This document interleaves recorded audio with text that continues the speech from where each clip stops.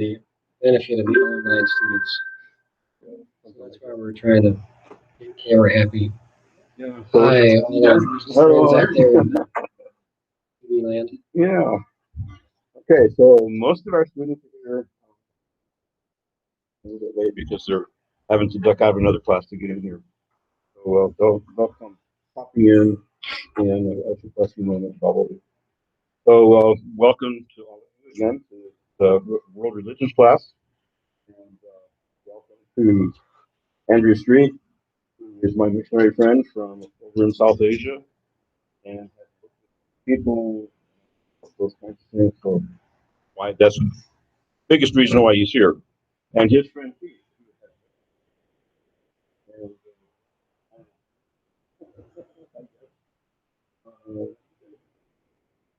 I've been there for a total of 4 years.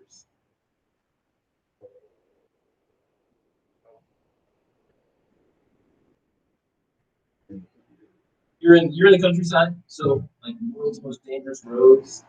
Gotcha. It's pretty much what you're doing. It's the world's most dangerous roads. Okay. It's the Himalayas, so roads. It takes the guys about driving yesterday, so Yeah. Yeah. If you guys really want to go someplace adventurous to drive, go to Bolivia, where some of the highways cling to the side of the mountain. And you probably have space between the left side and the ball. oh, our highway stopped clean. Well, this probably happens there too. Depends on how much rain is in, how much it, how it's been. Yeah, this kind of stuff. Okay, so for the benefit of people who might look at this later, this is a classical Bible school, and we've been studying Hinduism, did Judaism and Islam 2 days ago. We're going back to Hinduism and maybe some Buddhism. I don't know what you can do about that. Today, because we have people here who have worked in those areas, especially in Hinduism. So it's good to have both of them here. I especially invited Andrew since I knew him. We might pull him in here, and if we do, we'll bring him up here to look at the cameras so close to the microphone. Okay. In fact, if you want to pull that chair over, if you trust it, and kind of sit back here and look between it, then we can interrogate you. That's fine. Yeah. Whatever we feel, the need or the desire. Yeah. Okay. No whips or rubber hoses or anything like that. Okay. So why don't we? This class. And Cheyenne, would you pray for us today?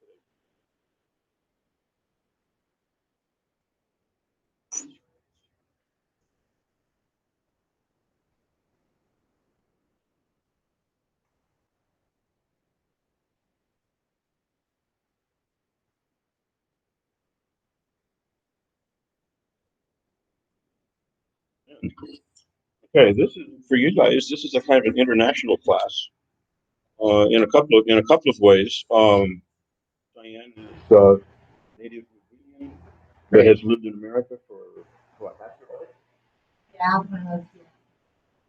Yeah. Actually, as a baby, came over here, lived the first half of her life here, and went back there, right? And then now she's back here. So you speak very English. That's what I first said. And there's a young lady who is not in here with us yet, who will be popping in. And her parents are missionaries in Ukraine. Okay. And they're still there. They sent her home to study. She's here with, I think she said, an aunt and uncle, grandparents, or something like that. So we have a little international flavor in this class. Yeah, and Rachel, parents have been missionaries. Donna. Great. And there's some interesting little connections here. For example, her dad, your dad taught, and that's our denominational school. Okay, great. But so I never knew him, but we got to tie because of the place and all that stuff. Rachel was Street or something like that. And it was her parents in Ghana, and I was there to visit. Oh, wow. And Leroy Adams and his family were there, and they were my main contact. But her family was there on the campus of the school. And one of the things I remember is crossing horseshoes as a med. Okay. So we pitched horseshoes back and forth. I think we won. I don't remember. So as the years go by, you kind of build these little connections, and all of a sudden one pops up that you didn't expect. And that's kind of how it's been here. So it's kind of neat to have that kind of stuff going on. All right. So we're going to talk about today in the cross-cultural communication class. We talked about communicating into another world, trying to communicate into a Hindu worldview. So today we want to talk more about Hinduism itself. What do they believe? Well, what's the society like? What's the culture like? And that sort of thing. So I don't know. Should you invest in that here, or should you want to just give us I could start off and then start off? whatever questions come to mind. Okay. Free to pipe in whenever you feel so inspired. Yeah. So Hindu is not a single ism. That's probably the first rule of thumb. So where did the term Hinduism come from? Well, it wasn't really a religious term. It was a geographical term. So if you look up there on the map on the wall, what is historic India used to include Bangladesh, what is today Bangladesh, and Pakistan. And so all of that was the historic India before 1947. And in Pakistan runs the Indus River. And so when the foreigners came in, first it was the Muslims, and then later on the British came in, they referred to the people that were on the other side of the Indus River. That word Indus became corrupted to become Hindu. And so basically it became a geographical term to mean all the people on the other side of the river, the big river. And so that helps me at least because you've got the Vedas, you've got the Gita, you've got the Ramayana, which are all considered holy texts of Hinduism, but they're different developments of Hinduism, and to some extent there's regional disparity of from place to place in India.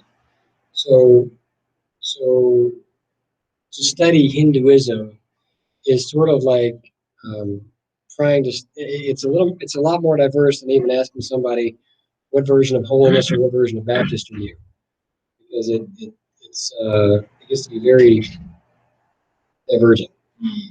So I've done a minimal amount of study academically on the books to kind of get an idea. And then I take that to the streets and I say, so now if I understand your belief correctly, you believe X, Y, Z. And the guy in the street says, what? What are you talking about? Nobody believes like that. We believe, DEF. So, okay. So I go to the next person. So you believe DEF is what I hear? Nobody believes that. Everybody believes QRS.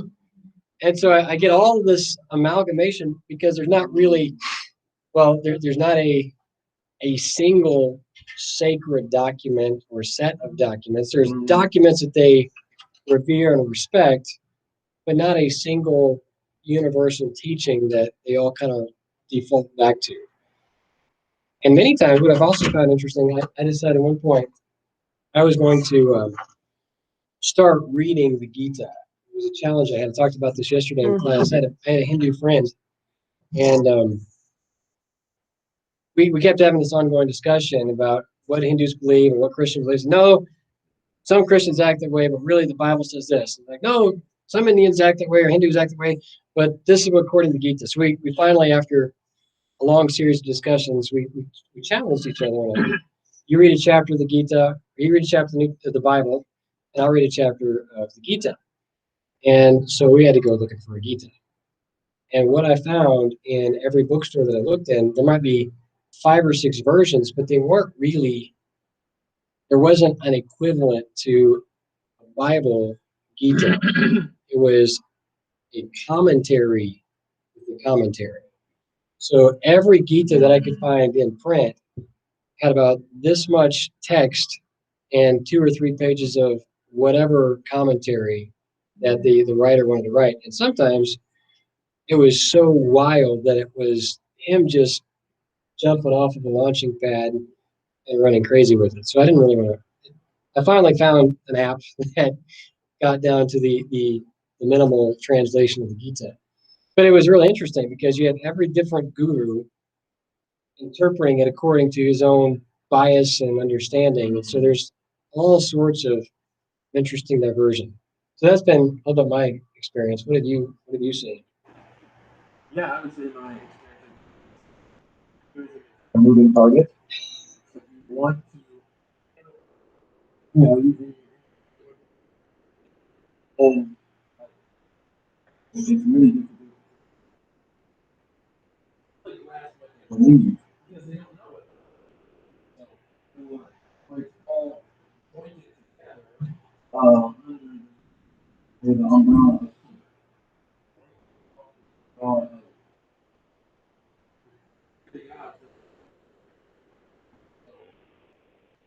that really what you want is to communicate our world.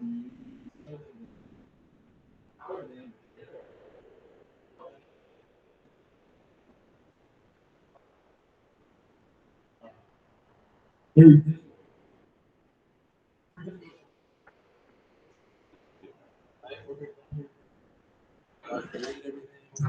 the world, right? We got the narrative, we got the story. Sorry, Aaron. Kind of have to open the red here. Hinduism is one story. It is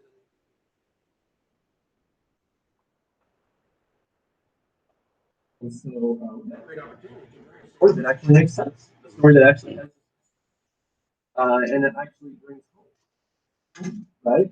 And of the one true living. You mentioned something I wanted to bring up that I didn't mention yesterday. We talked about this sort of process conversion. People come to faith. And one of the biggest problems, of course, is what will they think? And they've got this whole culture, this whole family, social structure that's holding them back.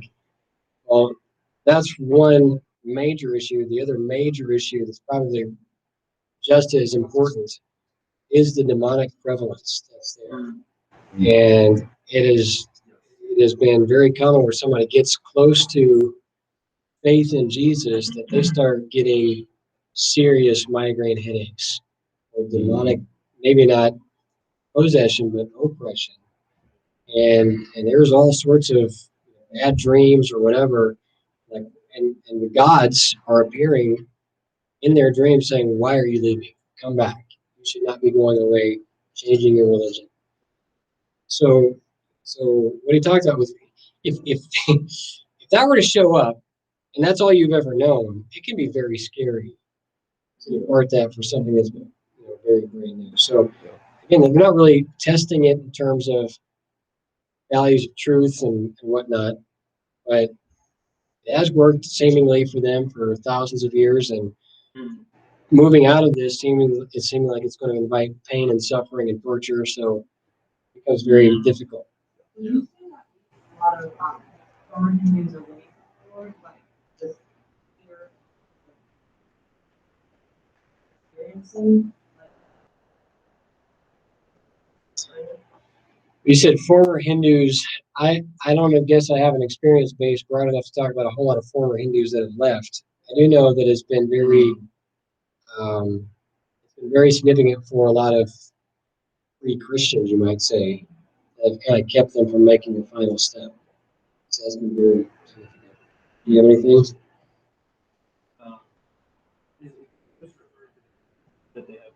Well, she asked questions about former Hindus. I would agree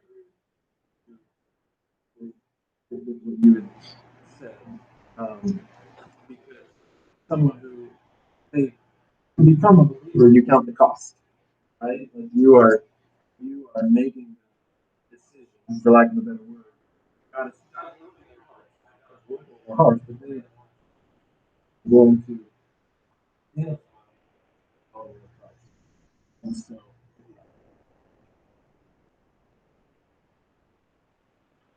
think you see that very well, right? It's a long, slow process. Yes. Yeah, it can be.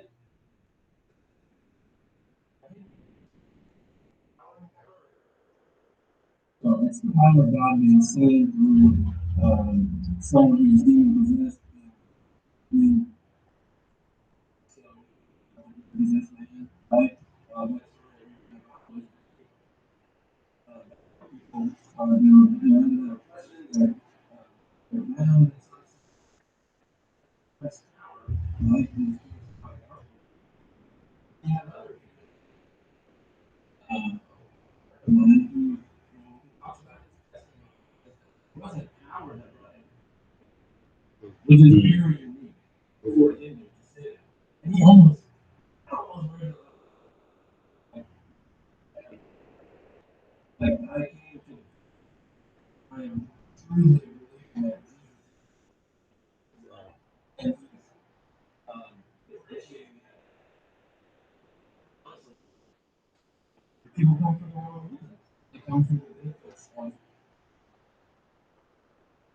what God did for them. Not necessarily trust their Savior. Because when they become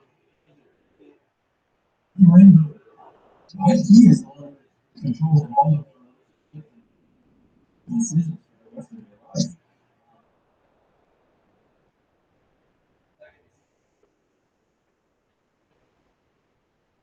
Okay, so yesterday we were talking about kinds of things. Some of the deep and you're talking about world religions. So when we think in terms of Hinduism, we think in terms of the essentially that we think about reincarnation as a part of Hinduism. So, and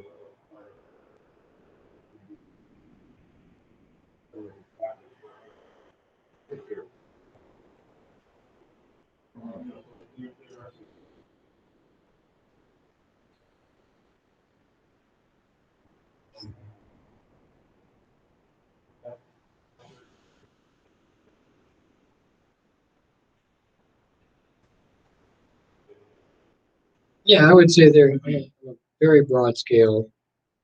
Generally, those would be, I guess you could say, some of the underlying beliefs. Um, it's amazing in the land of 330 million gods. It's very common to run into Hindus who say, I believe in one God. And that kind of relates back to what you were talking about with the one ultimate non-personal God with an impersonal type of existence. And the idea is you go through enough births, you can get through that.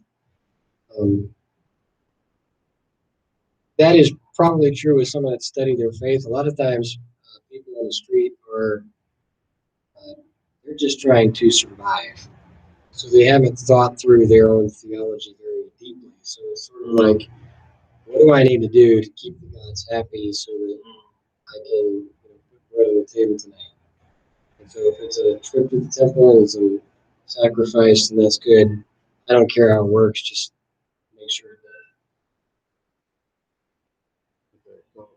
um, how would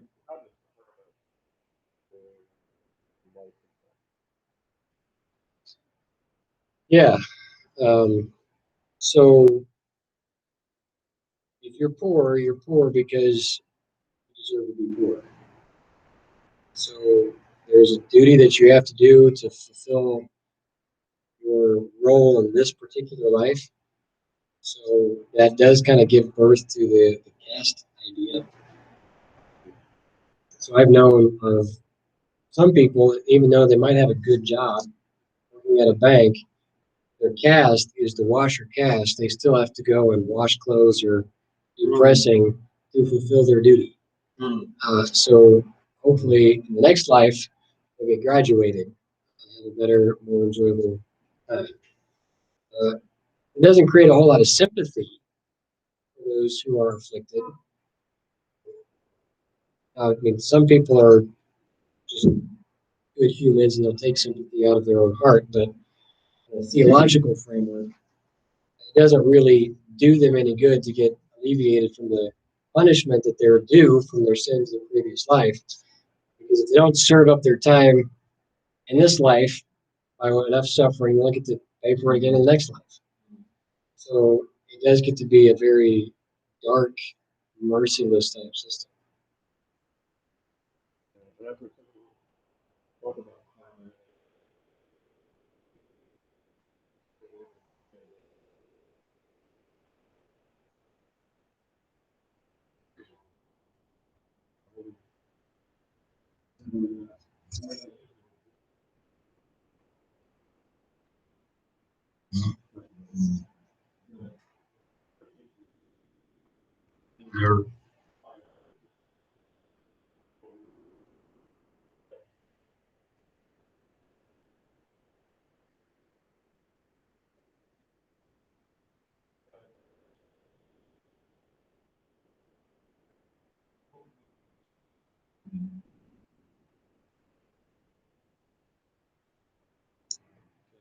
Well, let me just linguistically, the word karma is a transliterated mutation, the Hindi word karam, which is a standard word for work.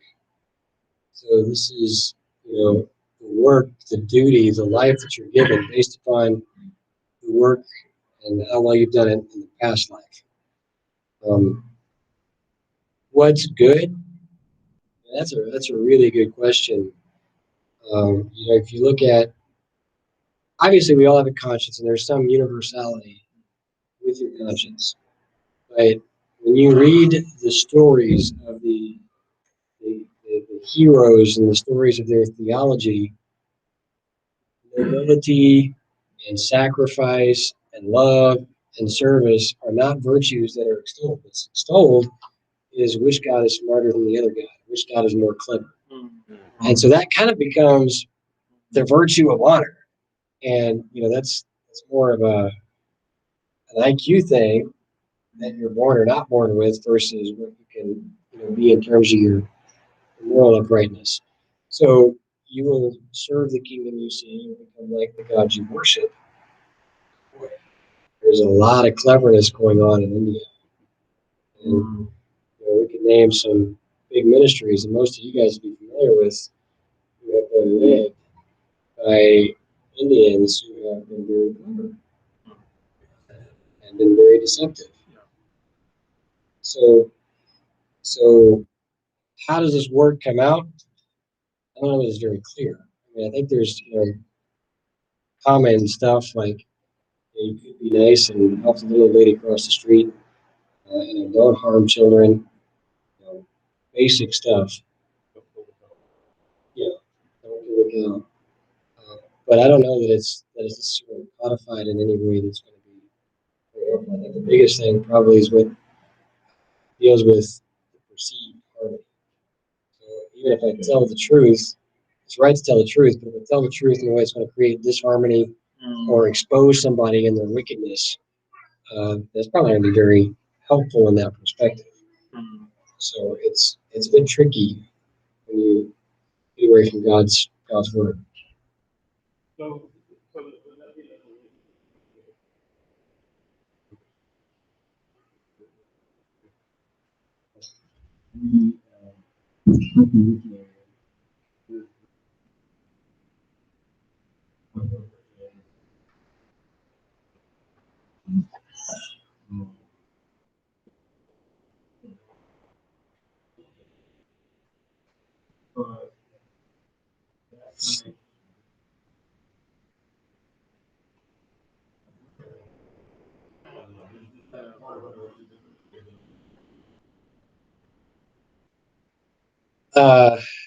I'm not sure I totally grasp the question. Is a lack of an understanding of sin what makes it difficult? No, would it be because Jesus says if it would be right to tell the truth, but if you tell the truth and then create a disharmony, that would be wrong. So is that one thing that would keep them then from even because of the fear of creating? Yeah, that's always a potential, and I think the biggest disharmony is what will they think if I were to come forward in faith. That's an instant sin against the community because that's a rejection of everything that's been fed to me for my whole life. And so the family is gonna take that very difficult, very harshly, adversely. And and while we can talk about the concepts, I think a lot of people aren't really getting to the concepts. You're getting to the practical issues of the immediate effects of consequences of following Jesus. So I'm sure that there are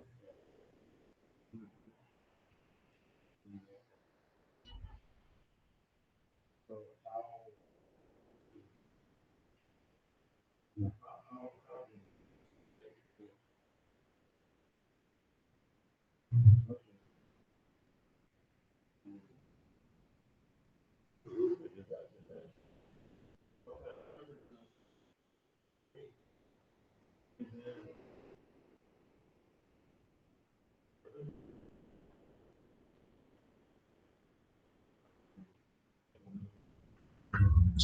Well, this obviously touches on the big hairy issue of contextualization. I I think the work of Christ in someone's life is going to be evident in a refined character, a holy, sanctified character. And so some of that is going to be instantaneous, and some of that's going to be process as they recognize, well, wait a minute. Yeah. You know, I used to lie to cover my brother, but uh, months or years down the road, he's still lying, and he starts to realize, oh, I shouldn't do that. You know, now I've got to deal with a problem here. So yeah, some of the stuff's going to happen fairly quickly, but some of it's going to take a lot of discipleship and giving them that we talked about yesterday, that context with a believing community, or at least if that community is one or two people, but some other support base, so they understand that it's not just me against the world, but what Jesus is showing me is also reflected in the life of Christ and those around me. Um, so so that work does change, and it's going to be fairly varied from person to person.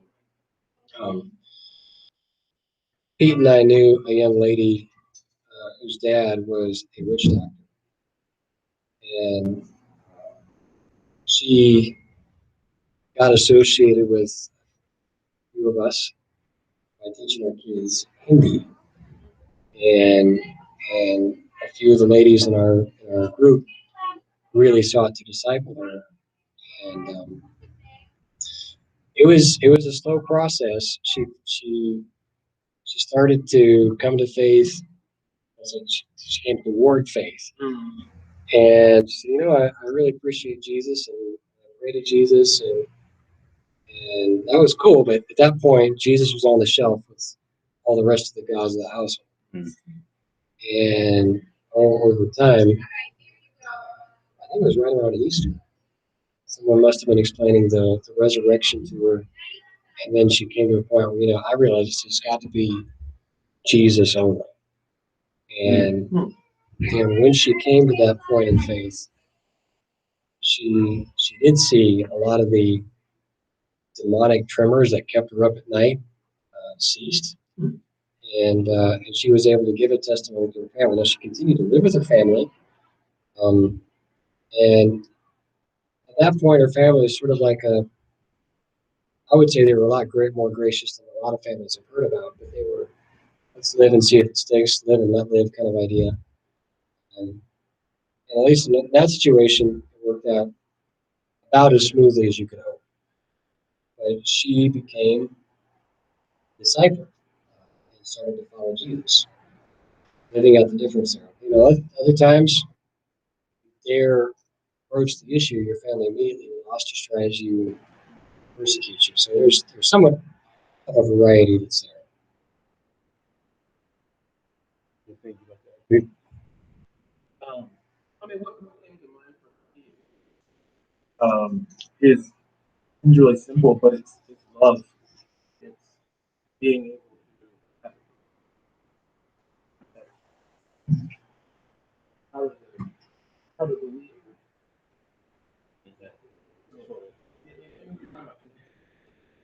Well, then we can go into a lot of different thoughts about that.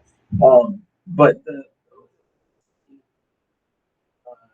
demonstrate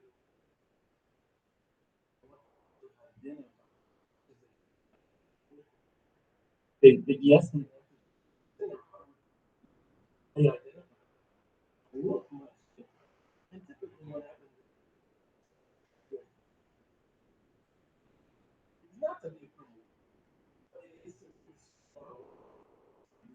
what would be defined as Hindu. But you but they become and so that if you can't how can you how can you get it? There's a fine line to walk, but that's where the spirit has to you have to be asking for the spirit. Wisdom. Yeah. And even be willing to like make mistakes. We want to do everything right, right? As Christians. Right? We want to be right. Wrong. But honestly, when we're desiring for people who are coming from different worlds, we will fail. And that's why we rely upon the righteousness of Christ. Because we will fail. But the Spirit is at work in us. And so I really, I've been in India for feel like a learner. And I have so much. And so I want to like, just, I desire to be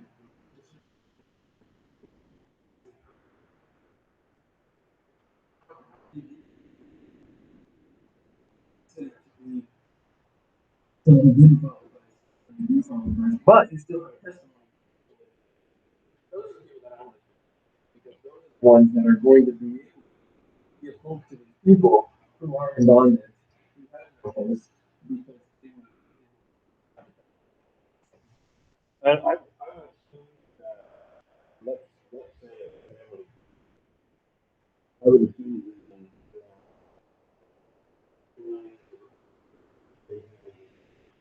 to those other gods. yeah. Like here, but the mistake and what they're supposed to do. And we don't rely upon the Spirit to work in their heart, right? Because some things in our own lives that you need to be serving, you need to be doing this. And until the Spirit, we're not going to do that. And so the challenge that you have is on their terms. Before we come to a point of it's hard to believe that's a very important point of obedience. Um, and but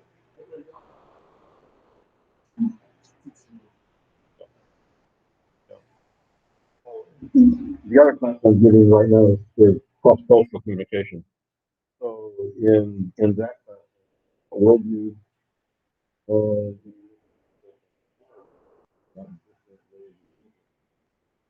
that's where it's going.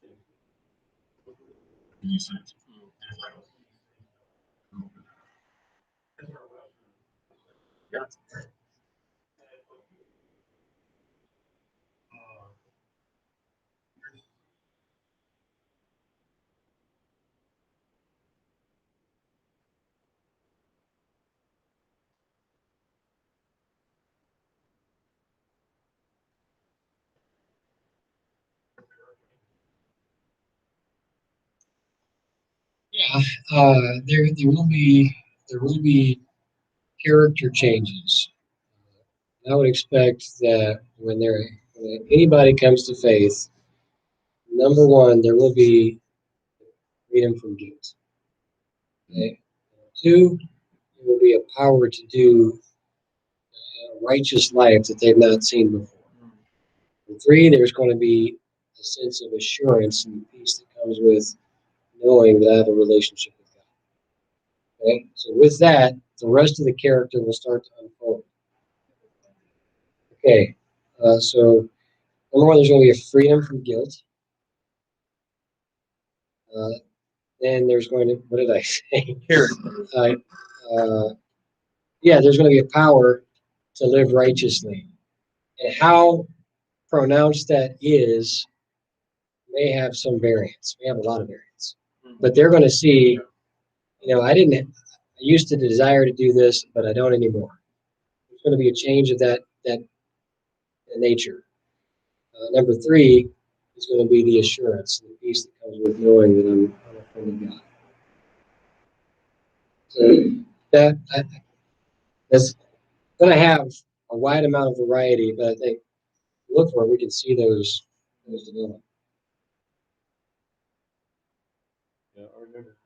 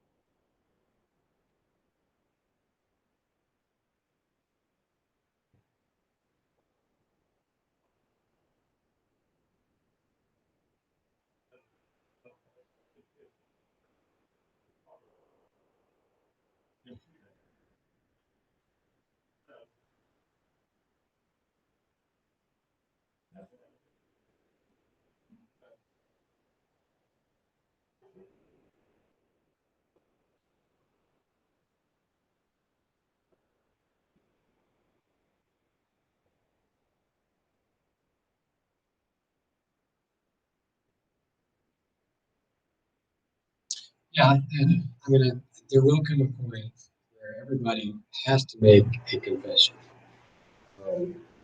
And I know that's another big discussion, but I know one of the methods where we don't baptize people until 30% of the village gets saved. So once there's critical mass, then we've got a good chance to do this together and without starting a riot. You know, some people may disagree with that and say, day of, let's dunk them. Whatever. I think there's some wisdom into looking at the situation. Um,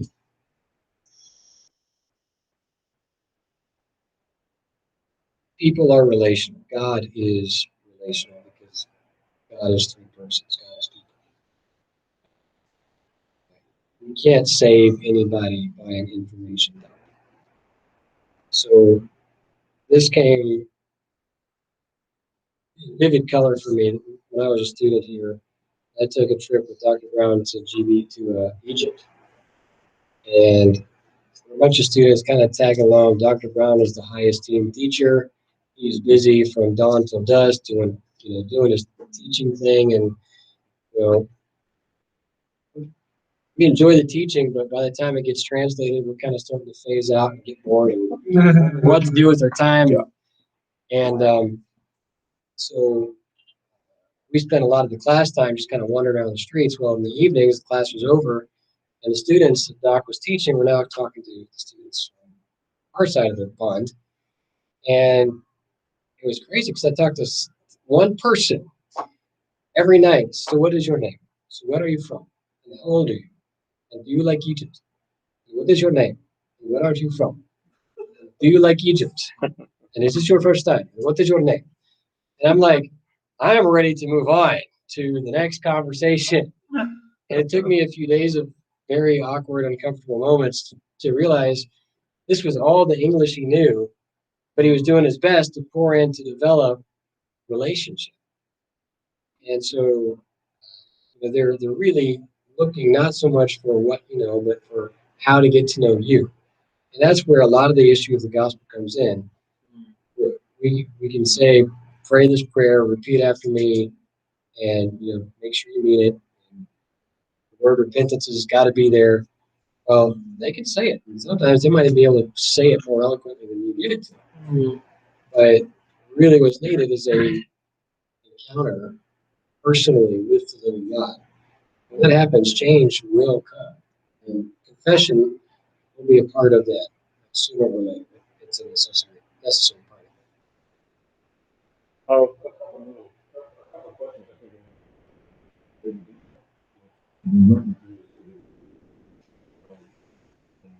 it.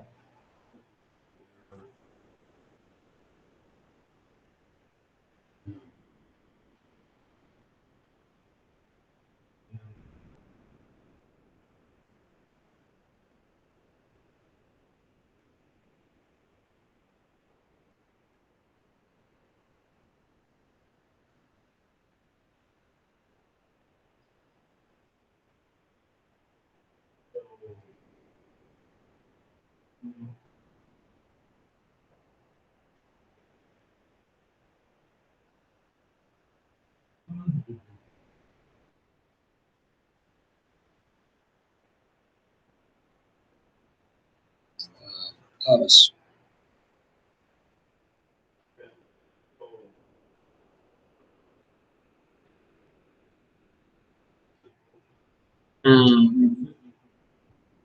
Yeah. Good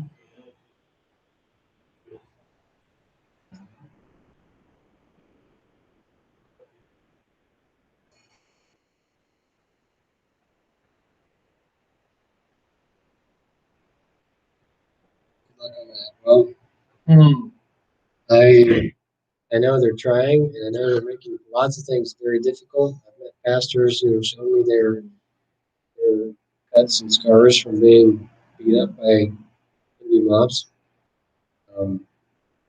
But I'm reminded that Jesus took his disciples to Caesarea Philippi. It was a place of rampant idolatry. The Jews never went there.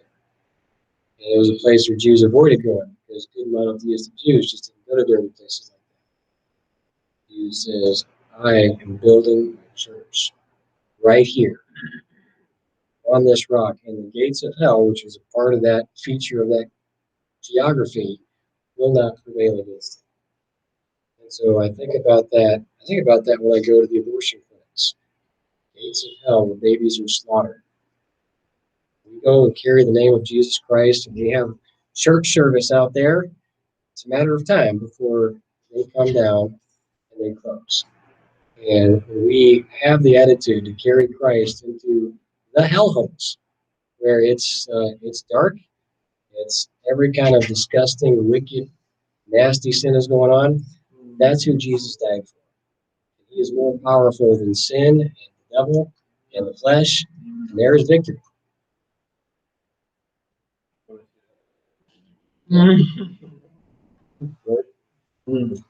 Well, okay.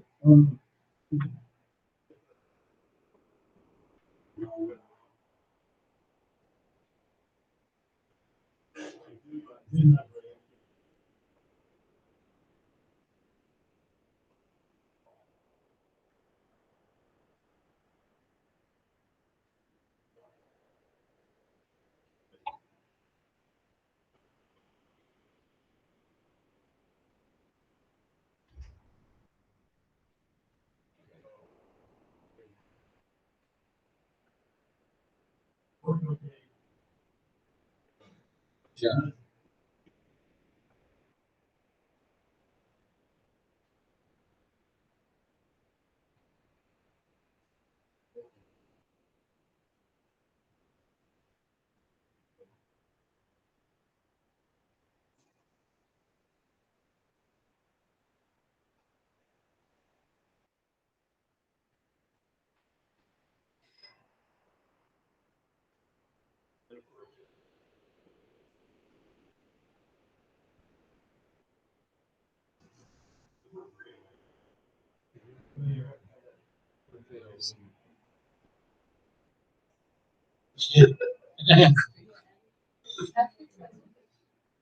Sometime.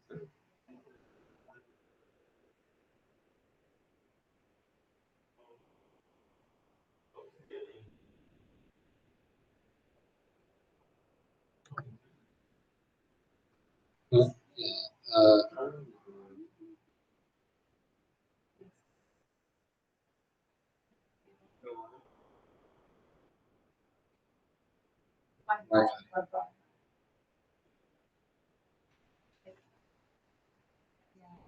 Well, no, it's not gift.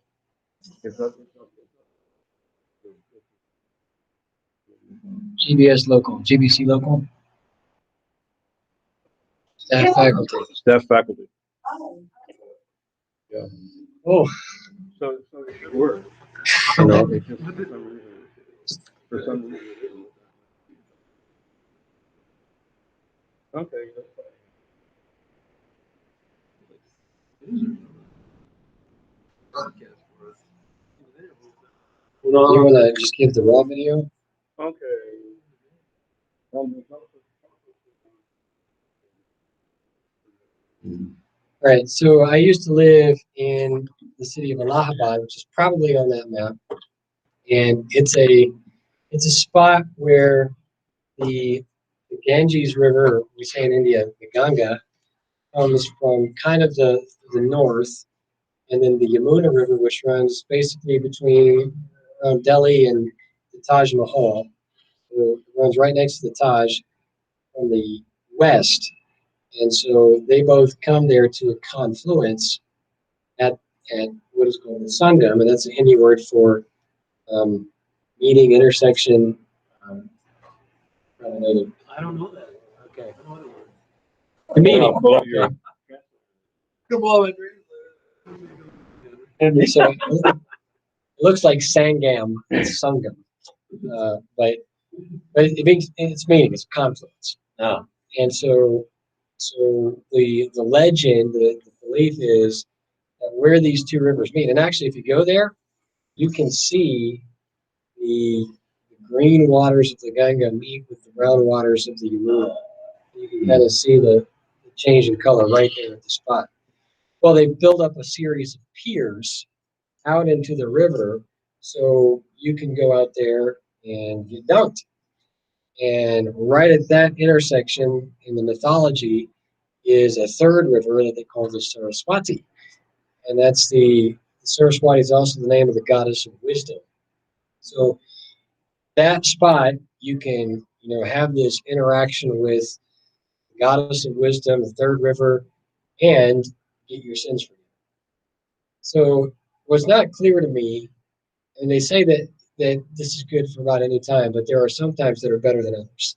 So what's better, I'm not sure. I don't know if like one gets you through 5 rebirths for free and the better times get you through 50 or what.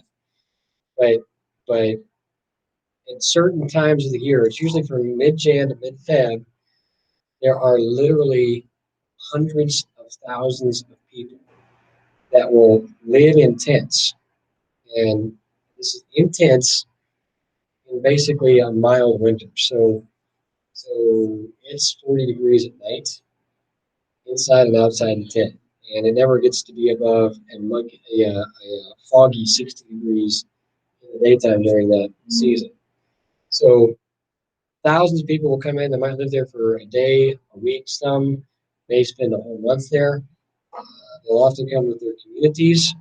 Sometimes they'll be following a particular guru, real guru. We use that term to talk about politics here. That's like a Hindu version of a pastor. So the Hindu pastor will lead his flock out there, and they'll have a series of lectures and teachings based upon whatever he had for breakfast or whatever. And then they'll go and they'll bathe, get dunked in this river. It's cold. I don't know why they do it.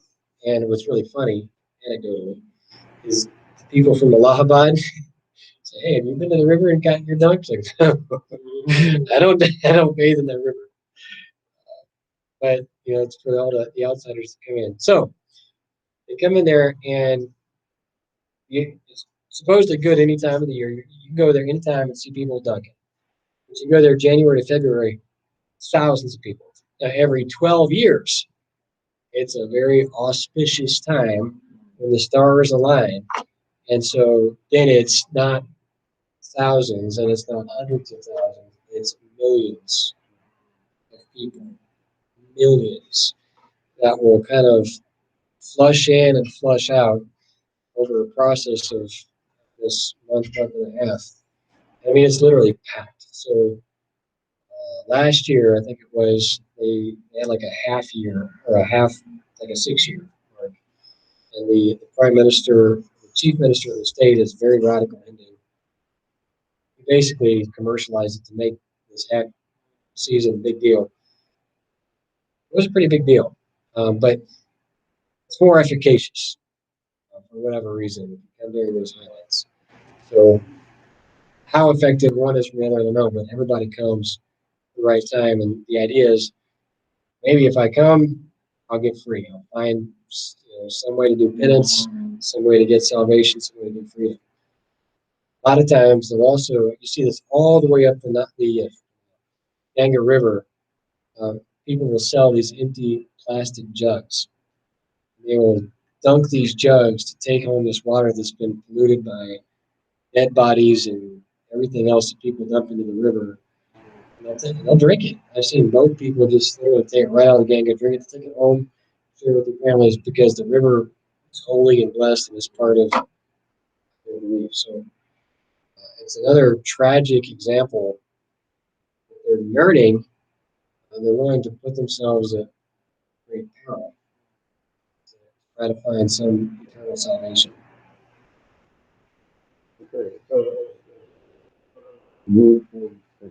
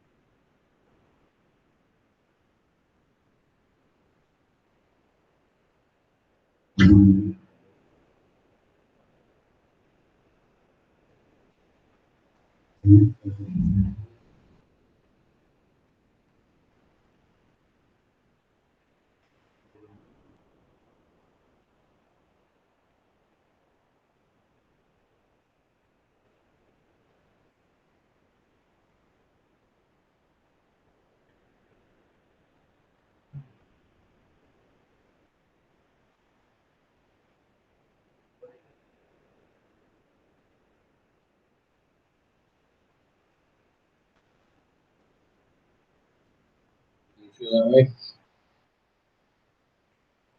Um, Do you want me to answer anything about it? yeah, I didn't write the article, so. Okay.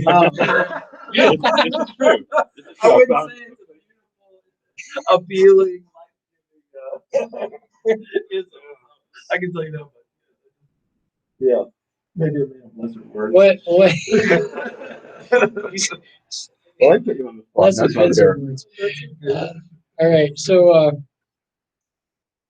one of the things that stands out to people when you first hit India is that it is very dirty. People literally live in an apartment. They will take the trash from their house and they often will throw it out the window. And so it lands on the street and it'll stay there until the next morning when street sweepers come and clean it up. And what they'll do is they'll throw it into an empty lot. And so it kind of becomes this reshuffling of trash. And that is, I think it's obviously something that their religion doesn't teach in that respect. It gives me an appreciation for the book of Leviticus and Deuteronomy that I've never had before. The Bible promotes a sense of cleanliness to determine between the holy and the common. And that's a pretty immediate effect that you see in societies that have not been friendly towards the Bible. There's a lot of second tier category truth that creates values and creates behavior that they lost. Now, when you think about what I mentioned earlier with a lot of the teachings of their gods, the Gita is probably the most widely recognized, so the Gita and Ramaya. They're teachings of clever, witty people that are tricking their way to outsmart one god over the other. That works out in how they do business. So they're not really trying to do honest business, they're trying to do profitable business. And so if I've got to offer a bribe to get a job, then I can do that. If I need to offer a bribe to make a government official happy, I can do that too. And we're not really concerned about the legality or the truth of the matter, but you will serve the kingdom you see, you become like the gods you worship. And I think India is a great testimony.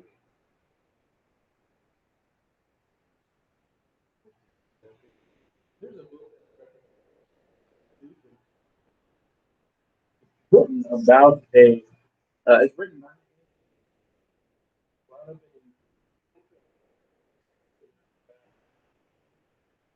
birds you saw the blessings of and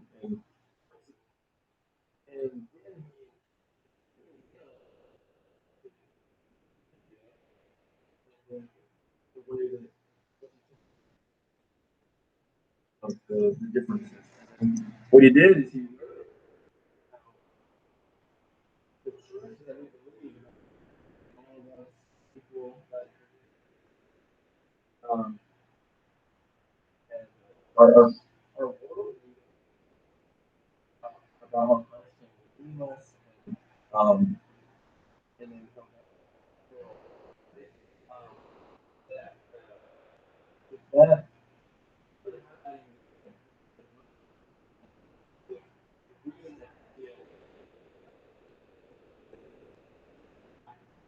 a really powerful book. One story is he talks about they don't want the baby, right?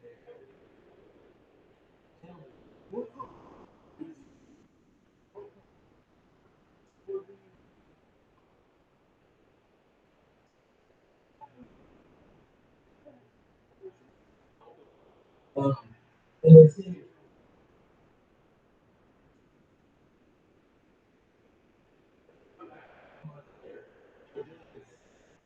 practices. And that's what the baby. And then come back and it's why are you taking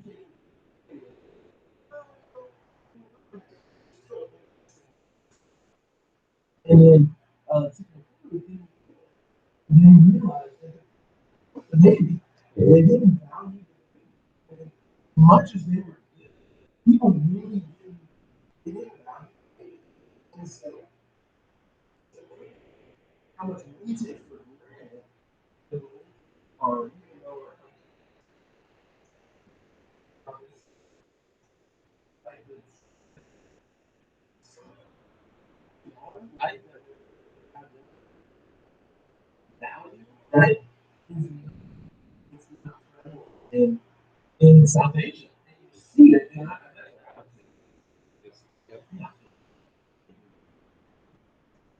think that's true. It opens up in a lot of ways. I've seen very similar story when we first lived in that city. I mentioned a family had a girl that was dying of leukemia, and they were connected to some other friends of ours that totally paid for all of the treatments.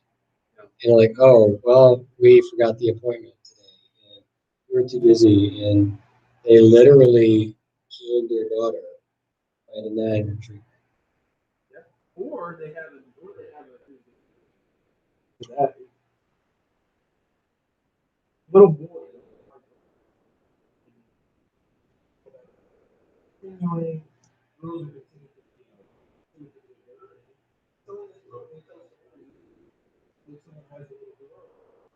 and they're just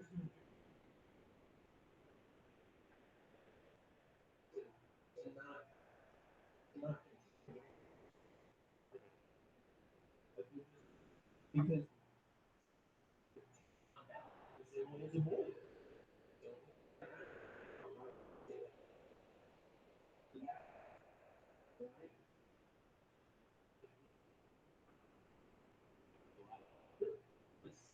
And that's what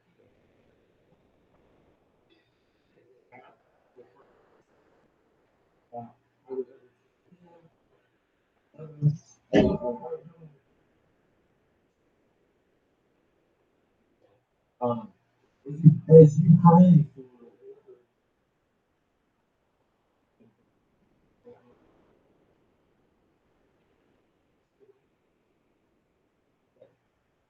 kind of like that, right? But a lot of it is too about Yeah. And we talked about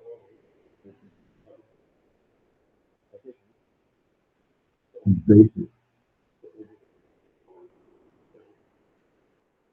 Um,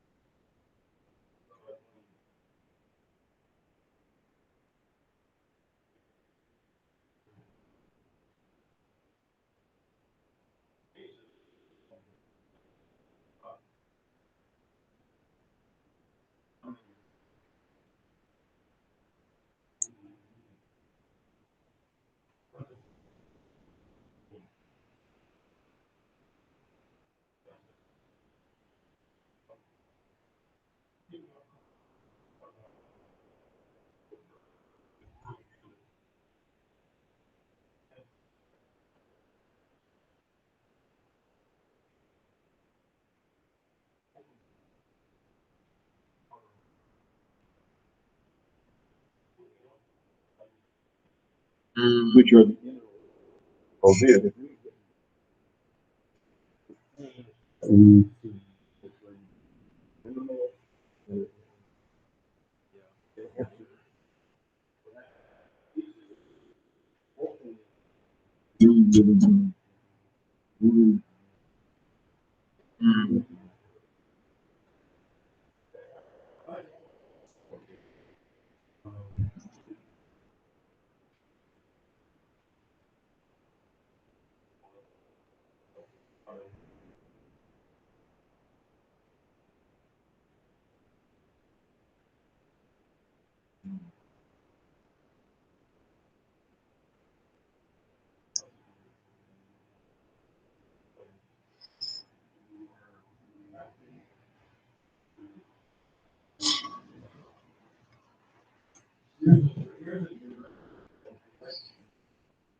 Yeah. It was a truth encounter for them. It was a power encounter for us. So it started back. We visited this family for the first time. That was introduced to us by their son. We met him in the States. Go visit my family in Delhi next time we go through. So we did. And Dad had just come to faith. Mom was still a very devout Hindu. And great visit as far as visits go, but she gave us. So we brought this idol home, and not. I mean, what do you do with an idol? You know, it's like, no, I don't want it. That's kind of. Judge me later, okay? But if you had an idol forced in your face, right? So I said, okay, thanks, and we took it home, and then we at that point lived in an apartment. We lived on the second floor. Or, well, I guess second Indian floor, third floor. So there was people living directly underneath us. What they call the ground level first floor. So we say first floor, second, right? So we lived on the American third floor with people living directly under us. And so we took it out to the back, the balcony, and said, okay, boys, we're going to have fun tonight. We set up some bricks on top of the little patio there. We set the idol. We got the hammer out. We all took turns smashing this idol. Boom, boom, boom. And then we went and listened to the Bible story of Gideon smashing his father's idols. It was a great time. Bible came to life. And a couple of months later, well, okay, no, it was actually the next day. The neighbor kids were playing together, and our neighbors beneath us asked the kids, "What was that banging last night around 10 o'clock?" And I thought, I was hoping that since it was off the balcony, it wouldn't be quite so jarring. But so like, oh yeah, we were smashing an idol. Okay, everybody kind of scratched their head and like went on.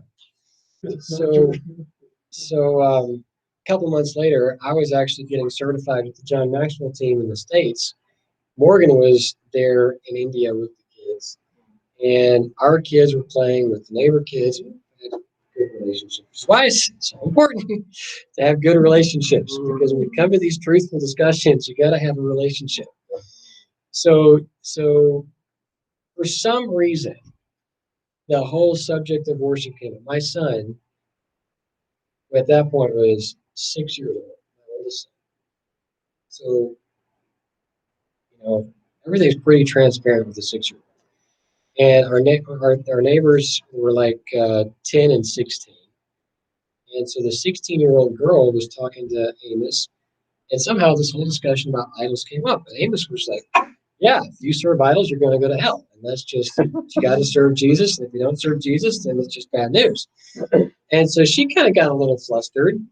And, he wasn't bending, and she was getting more and more irritated. So she comes banging on the door to talk to Morgan.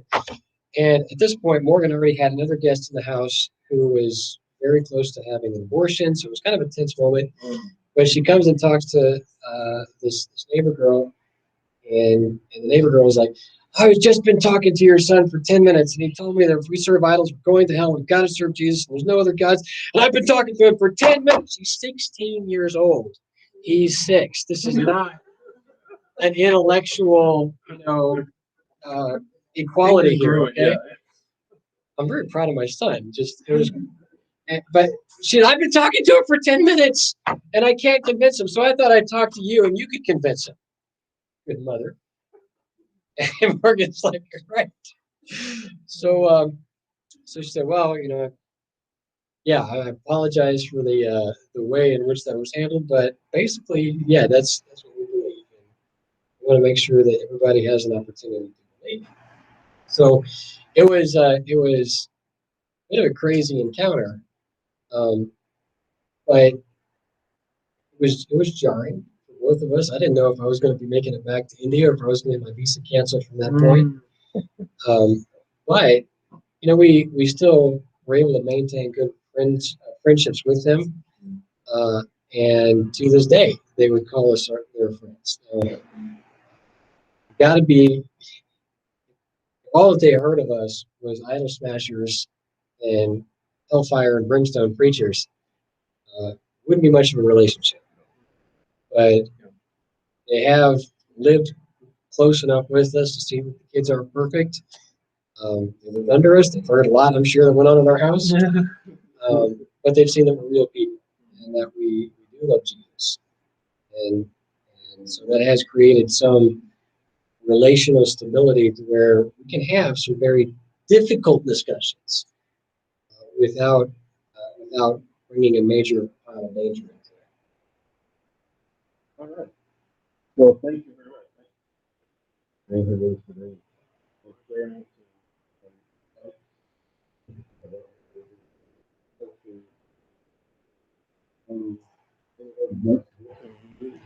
as you are,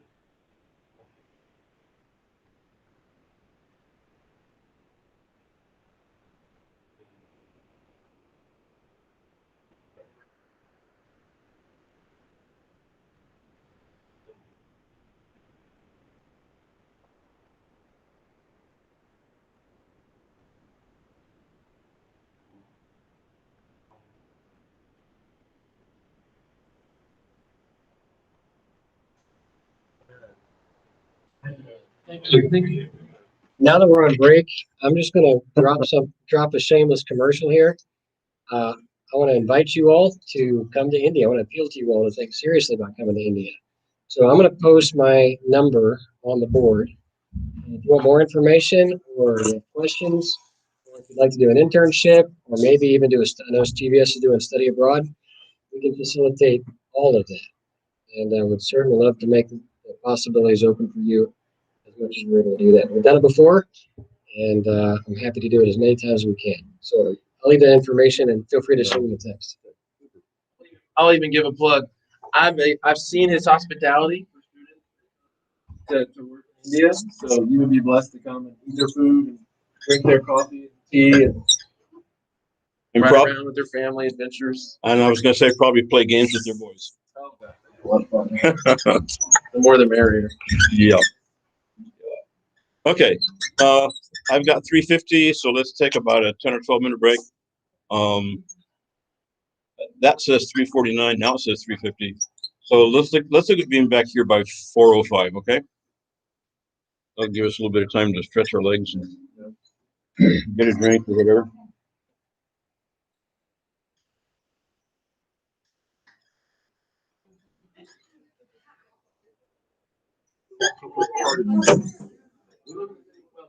We enjoyed it.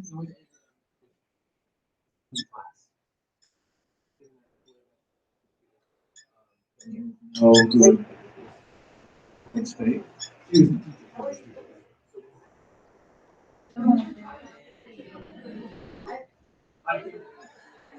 Got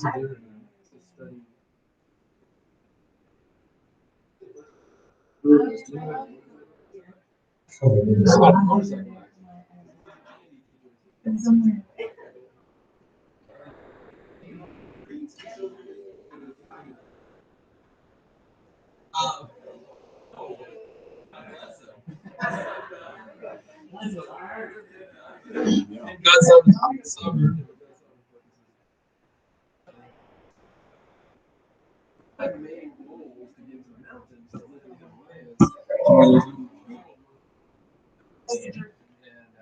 I actually just moved there about 4 months ago.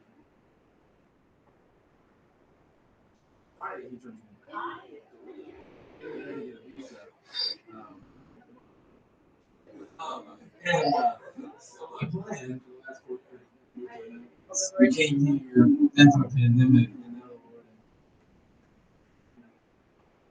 it's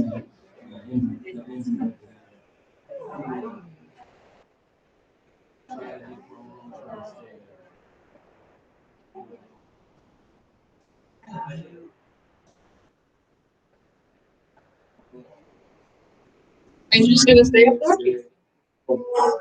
so yeah.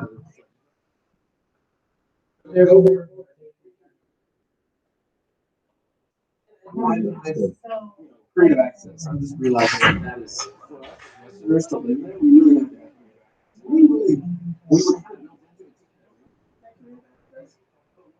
We realize that this with the tradition. I mean, I have very much here almost the whole time. Yeah. So, I mean, this is a transition, right? It just is, unfortunately. I mean, this, we go through this. So, yeah, so.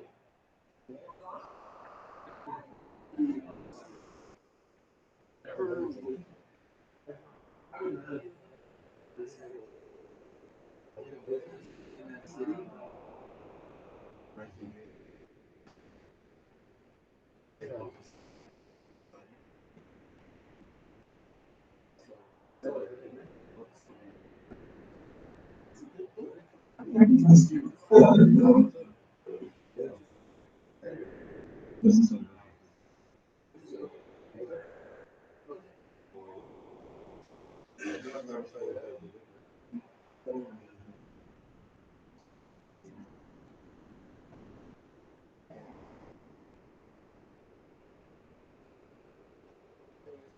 It's a great place, great place.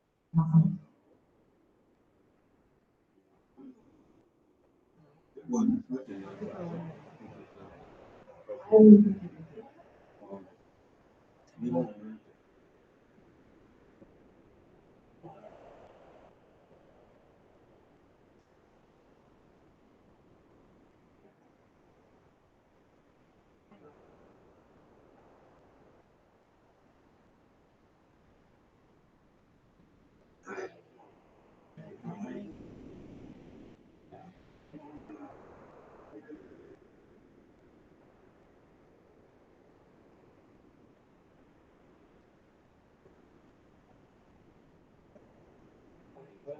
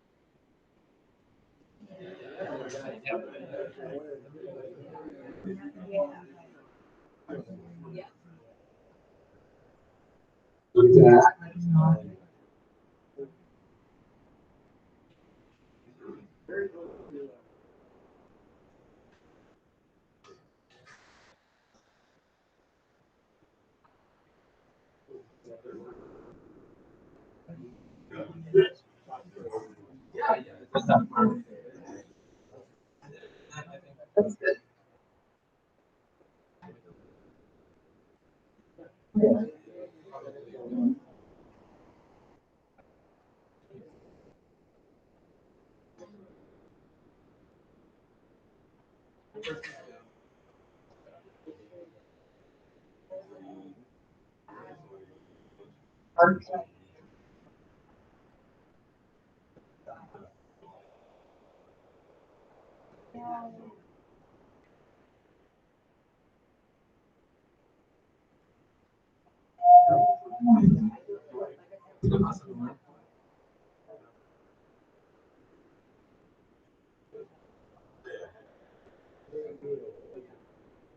Everything on the way.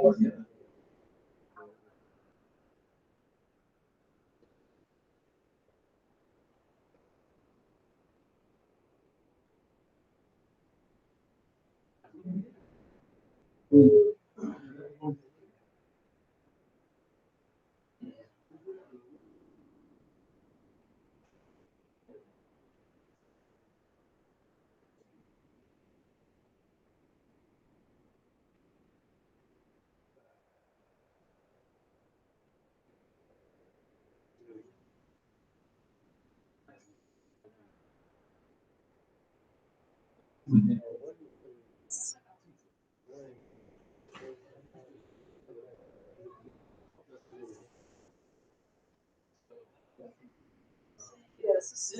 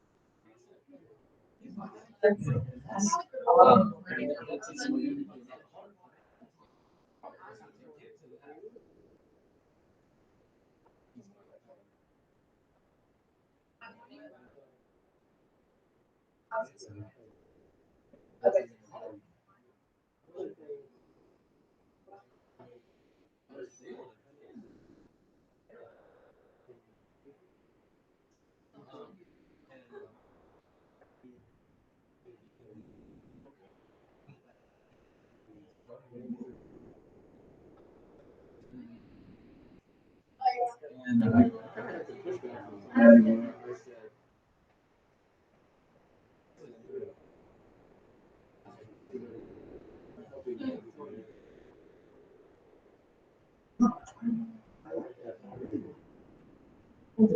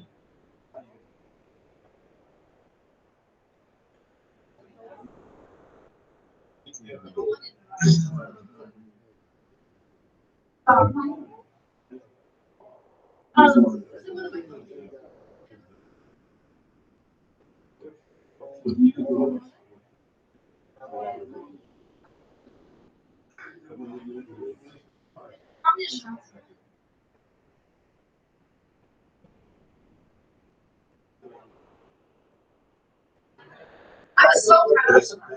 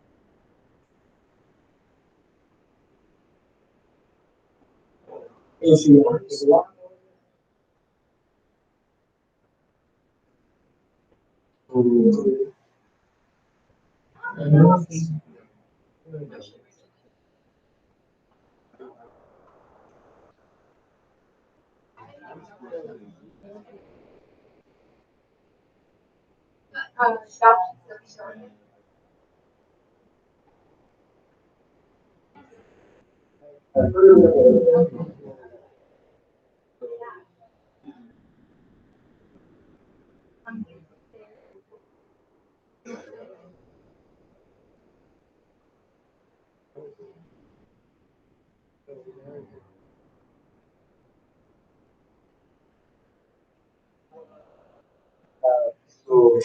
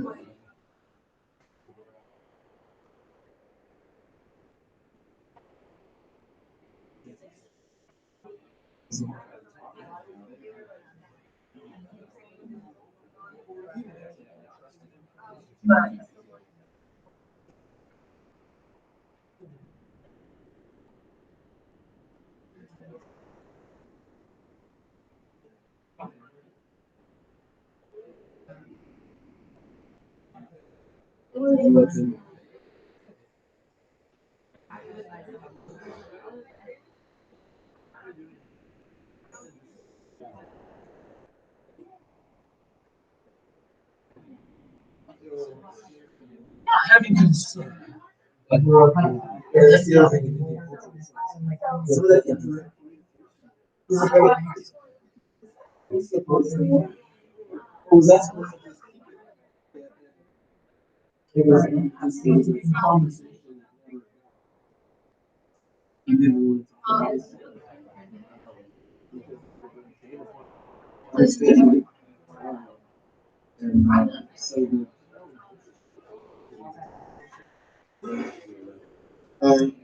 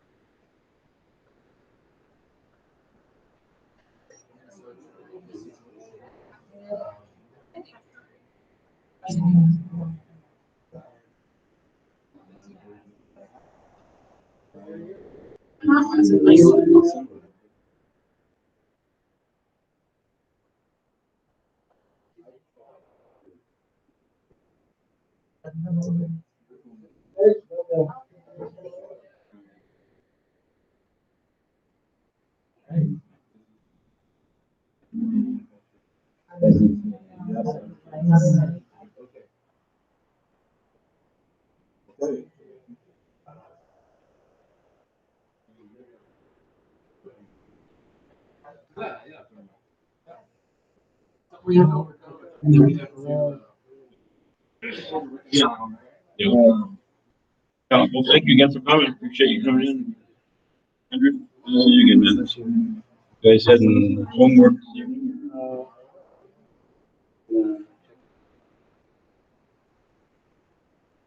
Class tomorrow.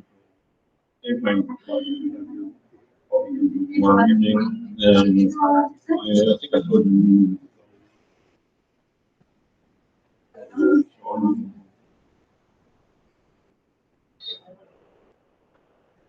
Um,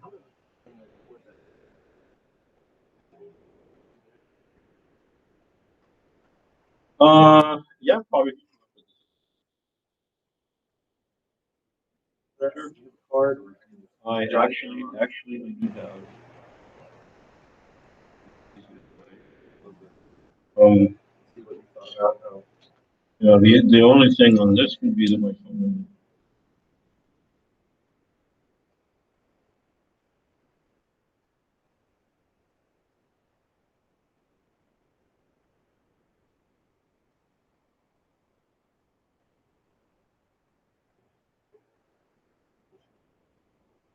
It's one of those wedding things.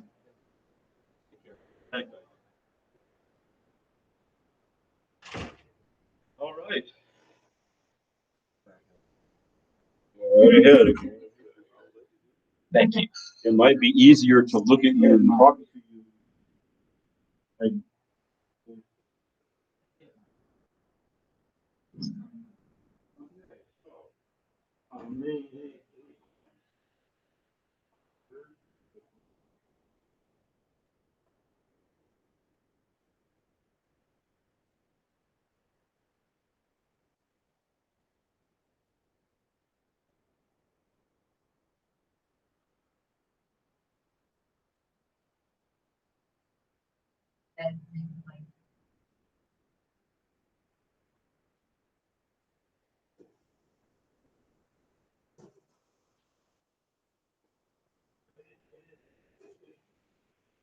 You know, even.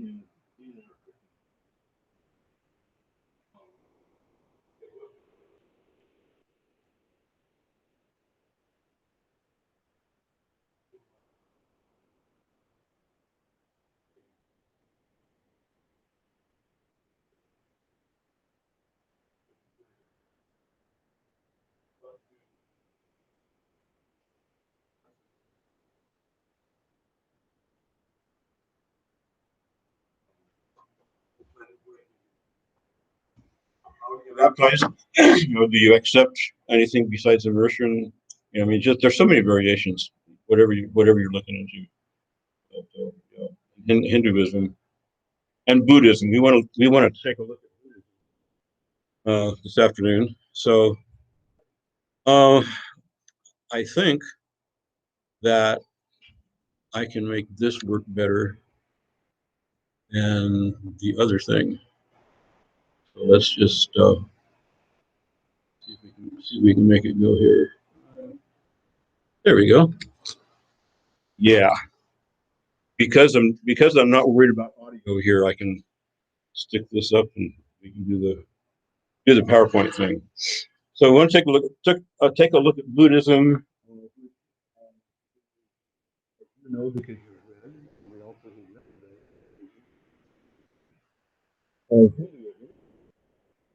So there would be some things about Buddhism that would be pretty similar to what we have heard before, what we studied about Hinduism.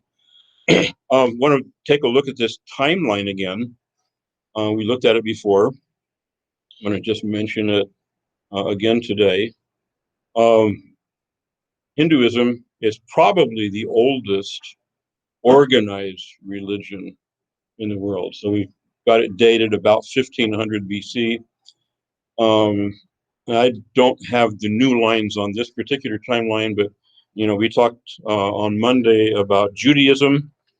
If you're thinking in terms of Abraham, then you're thinking maybe 1440 BC.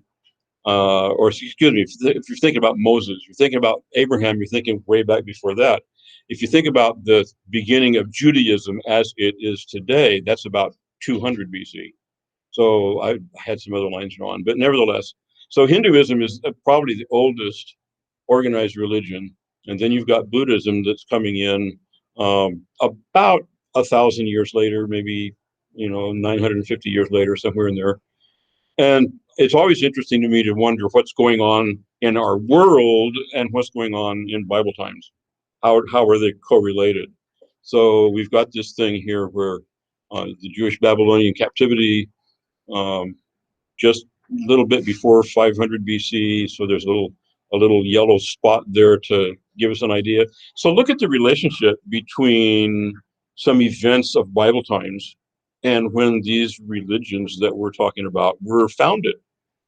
You know, when we talk about our faith in Jesus, we talk about our faith in God, we're not talking specifically about a religion called Christianity.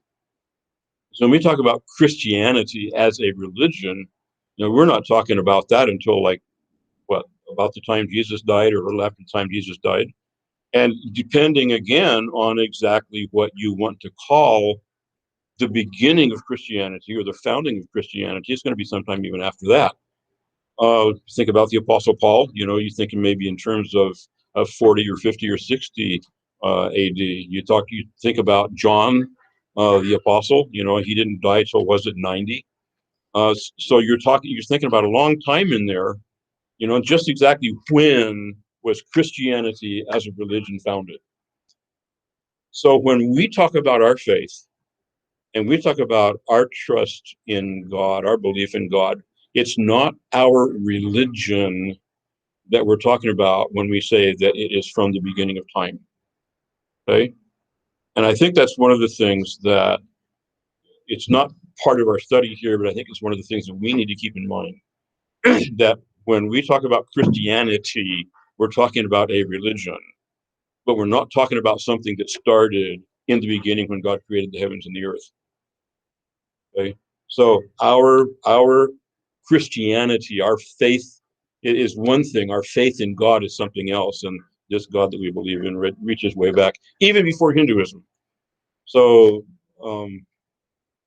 anyway, that gives us a little bit of a relationship there. So the founder of this called Siddhartha Gautama, they have identified 3 time periods in his life, 29 years of his earlier life, and then a time of inquiry for 6 years or thereabouts, and then a time of enlightenment when he became enlightened and then began enlightening other people, if you will. So in this book, I showed you, I think a couple of days ago, Handbook of Today's Religions by McDowell and Stewart. And they talk a little bit about Siddhartha in his earlier years. He was the son of a ruler. So he was raised in a palace. So he was raised among wealth and opulence. His mother died when he was only a week old. So he's coming out of a situation of loss even before he could recognize what loss was. He was cared for by his mother's sister, who was also the Raja, his father's second wife. So it was like his aunt that raised him. And supposedly there was a prophecy that was given at the time of his birth by some wise person who said that this boy who was being born would either become a king or would become a savior. Well, the father wanted him to become a king in his own footsteps. I want him to inherit my reign. So he kept his son in the palace, raised him in the palace. He didn't want his son to leave home. So he was surrounded with wealth and pleasures, and all painful, ugly things were kept out of his sight. Eventually, the young man married, had a son, still confined to the palace and the pleasures of the palace, but one day informed his father that he wished to see the world. This excursion would forever change his life, for it was during this journey that he saw 4 passing sights. So his father ordered that the streets all be cleaned, that the streets all be decorated, that the elderly and ill people stay inside, so that when his son went out to see the world, he would see beauty and youth and health and all those kinds of things. But of course, you can make a decree, but not everybody hears the decree, right? And even if they hear it, not everybody obeys it. So he's out and about, and the first troubling sight that he saw was a decrepit old man. And when Siddhartha asked what happened to this man to make him like this, he was told that the man was old, as everyone someday would become. Well, that was an unsettling truth to a young man who's not been exposed to any of this kind of stuff. Later, he met a sick man, and he was told that all people were liable to become sick and suffer pain like that sick man. Then he saw a funeral procession with a corpse on its way to cremation, and followers were weeping bitterly. When he asked what that meant, the prince was informed that this was the way of life, for sooner or later, both prince and pauper have to die. And then the last thing that he saw that awakened him was a monk begging for his food. And it says the tranquil look on the beggar's face convinced Siddhartha that this type of life was for him. Immediately, he left the palace and his family in search of enlightenment. That night, the night that he left his home to seek enlightenment, became known as the Great Renunciation. So he goes out then, wanders from place to place, seeking wisdom, not satisfied by what he was taught in Hindu scriptures, becomes discouraged, but he continues his quest until one day he's sitting under a fig tree. And under this fig tree, he is meditating and reaches a depth of meditation that he called enlightenment. And he went forth from that moment of enlightenment to teach things that he had learned in this enlightened state that he was in. So Buddhism has a founder, it has a definite beginning. You know, Hinduism does not have a founder. Hinduism does not have a definite beginning. You just kind of try to figure out about when it started. But Buddhism has both of those. And this little brief outline gives a little idea of who he was and what he was like. There are two major branches of Buddhism. One is called the Theravada, one is called the Mahayana, and they differ mostly in how they relate to other people, okay? The Theravada side on the right, or on the left, excuse me, a person is concerned with his own enlightenment. Okay, so I am out for me. I want to become enlightened. I am seeking for my own enlightenment. Believes that Buddha is a man, but not a god. They believe that there's only one Buddha, and one attains enlightenment only through his own efforts. So it's focused on the individual, and the individual is working out his own salvation, if you will. The Mahayana side, it differs from this because one may achieve enlightenment, but he delays entering nirvana. Nirvana is that state of enlightenment, okay? But he delays entering nirvana so that he can return and help others seek enlightenment. So the Mahayana form of Buddhism is a kind of missionary Buddhism. They're seeking to help others achieve what they themselves are also seeking for or have achieved. So whereas the Theravada people say Buddha is a man but not a god, they say that Buddha is a historical manifestation of a universal absolute. So there's a sense again of a not definite God, a kind of a, we've talked about the monistic concept of God, a kind of a, all is sort of a nothingness or an other or whatever that description might be. And so the Buddha is a manifestation of that Brahman, I guess would be the Hindu term. And where the Theravadis talked about only one Buddha, these people talk about many manifestations, and they're looking for another one. And I remember a few years ago reading an article about people, Buddhist people in different parts of the world, who go through certain ceremonies from time to time because they are expecting this Maitreya Buddha to come and give them enlightenment and bring Buddhism to its fruition and those kinds of things.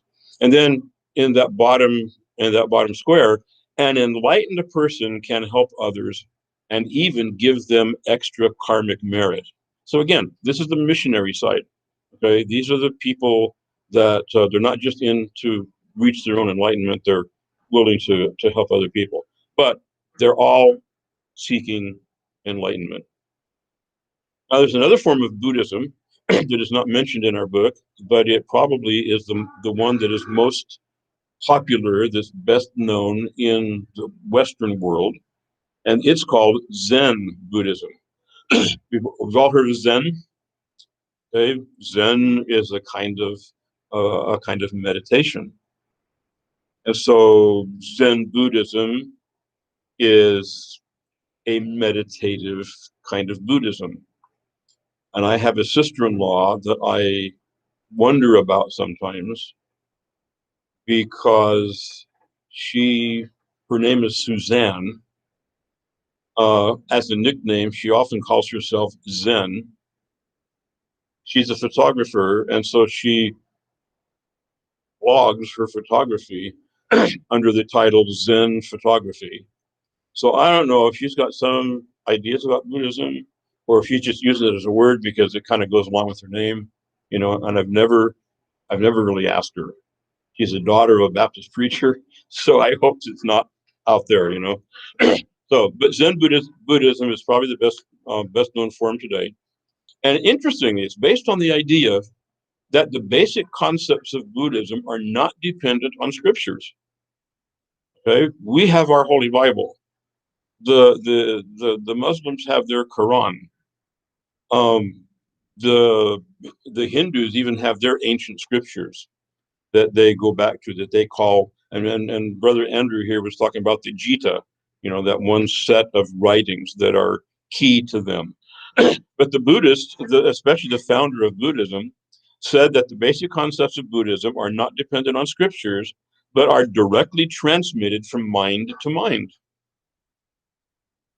And doesn't specify, but I'm thinking, the mind of God, whoever this absolute oneness is out there that they can't even define. Is it from his mind to mine?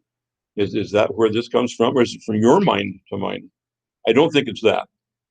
I think they're looking at enlightenment that comes from, if you will, the spiritual world. So they don't need words. Instead, they do this meditation thing. So they use special meditation techniques, seated in a cross-legged lotus position. They're seated on a special round cushion. They chant certain things that are supposed to help them focus their meditation, and so on. And the founder of Zen Buddhism is said to have quoted these words, that Zen Buddhism is a special tradition outside the scriptures, no dependence on words, a direct pointing at man, seeing into one's own nature and the attainment of wisdom. So here is a statement that says that there's nobody on the outside that's influencing me or changing me, or there's no God, okay, that's going to make me into a saved person or a moral person or whatever. I look into myself. I look within my own spirit, within my own soul, within my own being, and that's where I hope to achieve wisdom and enlightenment, and those kinds of things. So we have then, and I'm referring now to our textbook, 4 noble truths of Buddhism. And these were things that he taught immediately after he had his own enlightenment. Life is full of sorrow and suffering, and there's no real happiness. Isn't that miserable to think there's no real happiness?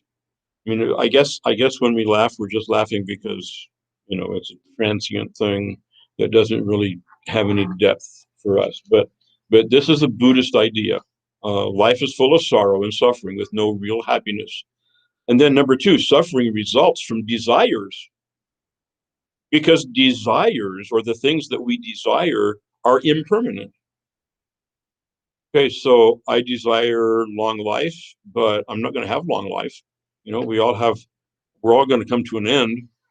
And we all know that, 50, 60, 70 years, maybe 100, but we're all going to die.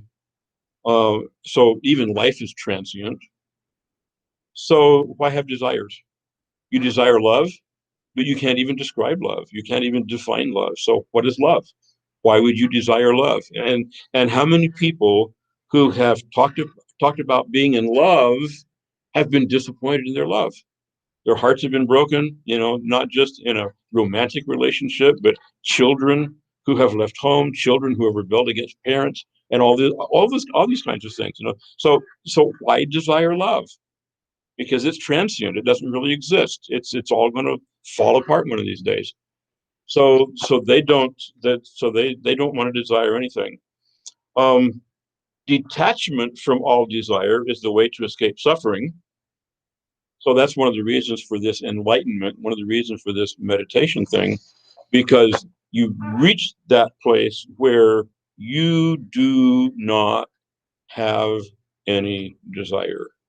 Everything is just kind of emptiness out there, and you're living through this world not desiring anything. So in order to reach that, they have what they call an eightfold path.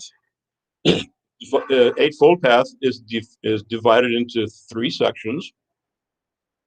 I'm going to add this note to it. They don't need to be taken in any particular order. You don't have to start with number one and go through number 8. You can do them in any order you want to. They're attitudes and actions. They can be developed together. They can be developed in any order, whatever. But the way of wisdom is to have right understanding and right thought. And let's just stop and think for a moment, how much of this could relate to Christianity? Because don't we also talk about having right understanding and right thinking? As a man thinketh in his heart, so is he. I mean, that's Bible. And we've taught that, and we've believed that, and I believe it today. And just like Brother Andrew was saying, you become like the gods that you believe in. The scripture says that, and he said that about Hindu people. And so we want to think rightly. We want to have right understanding and so on. But of course, our understanding and our thinking is not the same as theirs. But anyway, so there's right understanding and right thought, and then there needs to be ethical conduct. So right speech, right action, and right livelihood. So you find the right kind of job, you do the right thing, you earn your living honestly, and those kinds of things. And then mental discipline, you give the right effort, the right awareness, and the right meditation. Okay? Now, I don't know, I have not read anywhere what the standards are to determine what is right understanding or right effort or right action. But somewhere in the teaching of Buddhism, there must be something that says, here is what describes right thought. And so the whole aim of Buddhism, it's not to seek God. They're not even sure he exists. It's not to seek salvation because they have no concept of lostness or sin. If it's seeking wisdom, they're certainly not seeking the kind of wisdom that you and I think about when we think about the book of Proverbs, and we think about the Psalms, and we think about the Bible as a whole.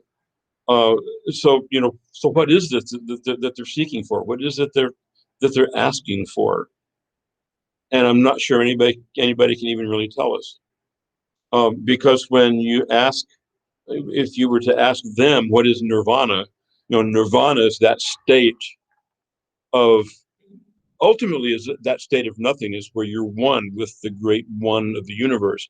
But nirvana is also that state of enlightenment where you are in a place where you're not really thinking, I guess. You're just kind of there because your mind is emptied out. And I'm going to get ahead of myself for a little bit, but let me just go here to Buddha's description of nirvana. Nirvana is not a place. We think about heaven, and we often talk about heaven as a place. I'm going to be a little bit heretical and say whether that's true or not, because heaven might be a state of being, but we talk about it being a place because we talk about the New Jerusalem coming down from heaven. We talk about streets of gold. We talk about heavenly mansions. We talk about Jesus being there and being the light that lights it all up. And so we believe in a place, and we can describe it a little bit at least because of what the Bible tells us. So here's nirvana. There is a sphere which is neither earth nor water, nor fire, nor air, which is not the sphere of the infinity of space, nor the sphere of the infinity of consciousness, the sphere of nothingness, the sphere of perception or non-perception, which is neither this world, neither sun nor moon. I deny that it is coming or going, enduring, death, or birth. It is only the end of suffering. How's that for an ambiguous goal for life and eternity? And I don't know how many of you know this, but the famous golfer Tiger Woods is Buddhist. And it's been a while since I read an article about him and his Buddhism, so I can't quote what he said. But he talked about how the concepts and the teachings of Buddhism gave him peace in his life. So, it would really be interesting to know what Tiger Woods is thinking right now. He just had a horrible wreck, and he's taken to the hospital. He's had pins put in his leg because of severe fracturing and so on. And so, I'm going to say that Tiger Woods is probably at least physically suffering. I know that Tiger Woods has suffered emotionally because his first wife divorced him. And I don't know, he shacked up with 2 or 3 other women, I think. I think he finally got married again. I'm not even sure that he's married to this one. And if you're not supposed to hope for anything, you're not supposed to strive for anything, why is he seeking golf championships? Why is he doing his best to improve at the golfing game, and become, I mean, you wonder what Buddhism really is all about and what do they really believe, especially somebody like Tiger Woods, living the opulent lifestyle of a major sports figure. So, I would have to say that he is nothing like the Buddhist that we would at least commonly think about. You think about Buddhist priests in some place like Laos or Thailand, who are wearing yellow robes and they're wandering from one place to another, and they're living through begging. Okay, so whatever they get to eat, wherever they get to sleep, whatever comes into their lives as livelihood is because they begged for it. I don't know. There's so many things about these religions that are inconsistent. And one of the things that 3 of you are in the other class uh, about communication, and we talked about worldview yesterday a little bit, and presented the idea of a Christian worldview, and the folder that I took that from talked about what a worldview should be like, and among other things, it said that a worldview should be coherent. In other words, something you can understand. something you can, get your mind around, if you will. It should be consistent so that you can work your way through this worldview and it all ties together and it all makes sense. And I look at some of these worldviews and I say, how in the world do they make sense? How are they coherent? How are they consistent? And yet, like we heard from these two gentlemen a few moments ago, there's a whole world of people over in that part of the world and people who are living even among us who believe this kind of, in this kind of religion, and they practice this kind of faith, if you will. Okay, so some of the things that they're not supposed to do, I mean, you're achieving this enlightenment, but along the way, in order to get to enlightenment, there's some things you better not do. You better not take any life. That's all forms of life. So that means don't step on the cockroach that runs across your kitchen floor. Whatever it is that it might be. You don't take any life. You don't steal. No sexual immorality. No lying, and no ingesting of intoxicants. And that would include drugs as well as alcoholic beverages and that sort of thing. So here would be 5 things, 5 precepts that would be included in those right actions that we talked about, that I guess we would be able to say, here's something that Buddhism teaches you not to do. So there's some specifics. But again, I think about Tiger Woods. I think about the lifestyle that he has. I think about the fact that he's divorced his first wife and he's married to another woman and he's lived with other women along the way. So he's broken that third rule that we have on our list here. No ingesting of intoxicants. I can't vouch for what he has done or what he has been along the way, but you live the kind of a lifestyle of a major sports figure with oodles and oodles of money and parties all around and all that sort of thing. You really have to wonder at what point did he fall into committing these kinds of things. So Buddhism, again, is not a coherent, consistent lifestyle or worldview for somebody even like Tiger Woods to live by. And yet, there he is. Well, going back to our text real quickly, there are some things about Buddhism for us to take note of. Again, Buddhism is an offshoot of Hinduism, and so in Buddhism they also believe in reincarnation, but they don't like reincarnation. I'm not sure many Hindus really like the idea, but with the Hindu, the idea is work my way through all of these reincarnations until I get to that place of nothingness, of losing myself in the great nothingness of the universe. But Buddhism, from the very beginning, has resisted that. They have hated the idea of reincarnation. So even though they believe in it, because that's where they come from, that's where their belief system began. But they're doing their best to get out of it as fast as they can, because reincarnation, rebirth, is a thing that brings sadness and sorrow and pain.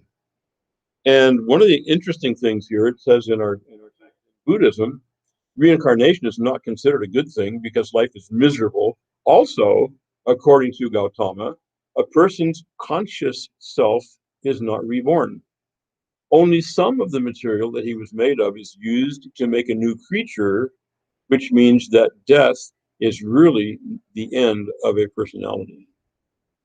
So whereas Hinduism would say, don't squash that cockroach over there, or don't kill that monkey that's running through the street, or don't kill those mice that are eating the rice out of our silos, because that might be a relative. I'm not sure that Buddhists would say that, because they're only some of that being is going to be in that mouse or monkey or whatever it might be. So their concept of reincarnation is somewhat different. In original Buddhism, a person did not have the possibility of reaching nirvana at the end of his present life unless he was a Buddhist monk. So does that mean then that even though they wanted reincarnation to come to an end, even though they hated it, does that mean that reincarnation could be good for them? Because they might be reincarnated as a Buddhist monk, and then they would for sure reach nirvana. Or a woman did not have the possibility to reach nirvana until she would be born again as a man and then become a monk. So even though they professed hatred for their reincarnation and wanted it to end and so on, yet at the same time, they had to say reincarnation would be good for them, at least in certain senses, because if they could reach that reincarnation as a Buddhist priest, then they would get to be they would get to nirvana. So thinking about this nothingness, thinking about this meditation, thinking about this separation from all desire, and those kinds of things. To be a committed Buddhist, one must not care about any human relationships, and one must learn to take no pleasure in anything at all. So, how many of you like Christmas dinner? Yeah, I do too. You're not sure? Depends on what it is. What do you like better? Yeah. Okay. So from now on, you go to the dining room and you do not eat salad because we're renouncing. Is that the salad you're talking about? You're talking about other salads. You know, like, just salads. Okay. So don't go to McAllister's anymore. If you've ever eaten at McAllister's, they make salads. One of their specialties is salad. Okay. Great salads. Some of them are really good.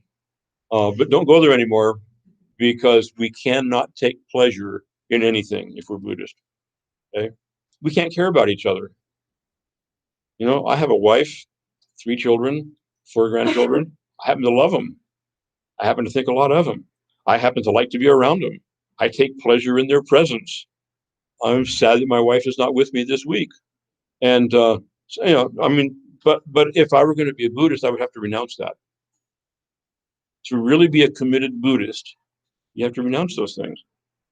So there's this story that Dr. Gibson tells us about a Buddhist monk named Sangamaji. He became a monk and left his family to spend all of his time wandering and meditating. Once his wife looked him up, found him out there, laid their child in front of him, and begged him to help support that child. And he sat without answering until she left. And Gautama said that this man had reached the goal of Buddhism because he felt no joy when the wife came and felt no sorrow when his wife left. Wow. Isn't Buddhism something wonderful for a person to hearken after, to believe in, to want to make the foundation of his life? I mean, I don't know about you, but I love chocolate. I probably love chocolate too much. Hey, Cheyenne nods her head. She's in great. You like chocolate? What kind of chocolate you like the best? Oh, no, no, no, no, no, no. I used to say Hershey's was the best. Dove dark chocolate is better than Hershey's. Hmm? Dove dark chocolate with almonds. Okay. Oh yeah, they've got these little bits, you know, with almond bits in. Oh, that's absolutely, yeah, that's great. That's great. Okay, so we're not Buddhist, right? Or at least we're not committed Buddhist, because we're certainly not going to go down this path and say, well, I'm going to renounce chocolate. I'm going to renounce my wife. I'm never going to smile at my son. You know, I'm none of those things, because if you're going to be a good Buddhist, you can't do that. So Buddhism, people join Buddhism because it seems to offer a life that's free from anxiety and conflict. And I think that's kind of what Tiger Woods said back there, that the teachings of Buddhism helped him not have conflict with others and not have anxiety. I wonder how much anxiety he has right now, lying in bed with all the pain and the medications that he's taking and the surgeries that he's had, and looking forward to some other ones. And really nobody knows yet what caused the accident. I mean, is he going to face some kind of legal responsibility because of it? I don't know. But all those things come weighing in, and I have to ask myself, how does a committed Buddhist handle those kinds of things and claim this freedom from anxiety or freedom from pain, freedom from caring? Buddhism emphasizes a life of virtue. Again, those rules that we saw. They believe an action is virtuous if it benefits itself, if it benefits yourself and others, and does not harm anyone. So that kind of goes back to what these guys were talking about with Hinduism, right? That harmony is the name of the game. Harmony is what you want. Something that is sinful or wrong is what breaks harmony. And when they were saying that, I thought about our Native American people. Because if you have studied anything at all about Native American religion, that's their concept as well. That sin is a breaking of harmony, or sin is the thing that breaks harmony. So again, I was in this class, we talked about the rabbi, right? The books about the rabbi, okay. There's another series of books that I've read that have been very interesting. If you're at all interested in reading this kind of stuff, Tony Hillerman, Hillerman, Tony Hillerman, has written a series of, they're kind of mysteries, kind of a combination of mystery and police procedural, okay, that are set in Arizona, New Mexico, on the Navajo Indian Reservation. And so you've got these Navajo policemen who are they're patrolling the streets, the roads. They're trying to solve crimes. You got the FBI coming in to solve murders, and there's this crossing between them. They don't like each other. The FBI doesn't understand Indian culture and all this kind of stuff. And it's really interesting to read, again, because I think this guy has studied and has a really good idea of what Navajo culture and religion are all about. And so he talks about this harmony thing. And so he's describing somebody who is needing to do something. So that life is all out of whack. And so they call for a shaman or witch doctor, whatever the proper term is in their society. And he, they maybe they go into a sweat lodge, and they heat it up real much and sweat, and that's supposed to get evil stuff out of their system. They may do a sand painting. You've seen sand paintings with all the colors of sand and so on. And those are religious things. Those are celebrations of religion. Those are ceremonies to restore harmony. And that's what Indian religion is all about. So, what they were talking about just rang some bells with me, because that's right here in our own country. And could I just say, whether it's our Native American people or whether it's the Indians of India, our concept of sin is going to drive our concept of salvation. So what we believe about sin is going to have a lot to do with what we believe about salvation. So if for the Native American, or if for the Hindu, if sin is a breaking of harmony, a disturbing of a harmonious relationship, then what's salvation? Tell me.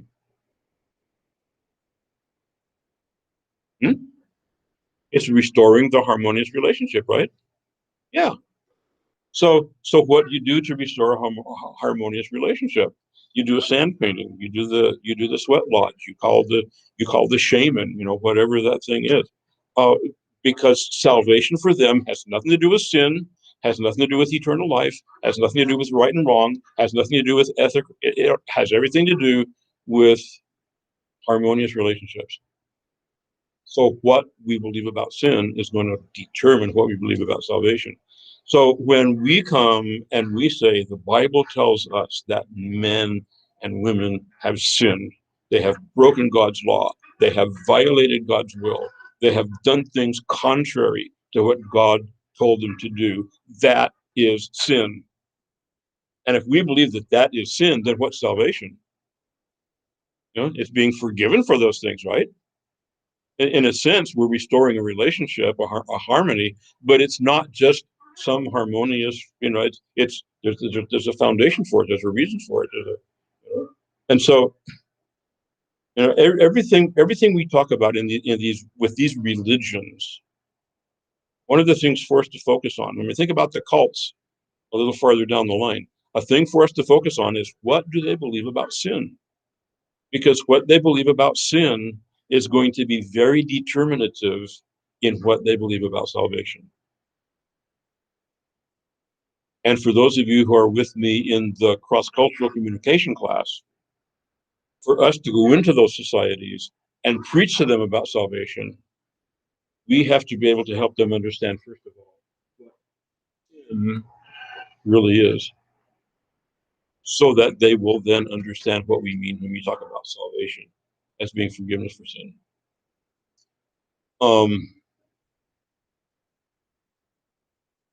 Yeah, so Tony Hillerman, if you're interested in reading something like that, they're big books, but they're easy to read, and they're pretty clean, language wise and all that sort of thing. Once in a while, a little, something sneaks in, but it's not, they're not bad at all. I've enjoyed them thoroughly, and some really interesting Navajo superstition and religion and stuff like that. It sneaks in. I even recommended them to a friend of mine who's a missionary in Gallup, New Mexico. And he read 2 or 3 of them. I don't know if you read the whole series, but he read 2 or 3 of them, and he says, "Yeah, that's exactly what they talk about. It's exactly what they're."